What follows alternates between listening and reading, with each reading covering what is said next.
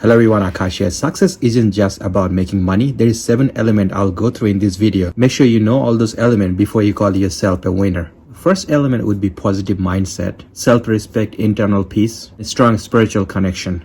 Second element would be if your family is happy with you, definitely gonna do better at your work. So very important, your family should be your top priority. The third element of your success would be your health is your wealth. What you gonna do with your wealth if you're always sick and your time run out? Take good care of yourself. That's very important. The fourth element of your success would be actualize your highest potential. By reaching your best in your career is very important. Greatness in your profession, feeling of satisfaction on a job well done. Fifth element of success would be money is very important in life, and money makes your life easier. Money allows you to have a house, paying for your cars, paying all your bills, taking a vacation when you feel like it, and most important, providing everything for your loved ones. Sixth element of success would be being a good human being. Having a really good connection with your friends and families, a rich network of mentors, and also value friend makes your life better. And being a responsible person to helping other people. The seventh element of success would be being happier in life. Many studies shows the happiest people in the world, they have enough free times to do the things they really enjoy doing it. Their loved ones, even their family, even they're making less money, they are much more happier.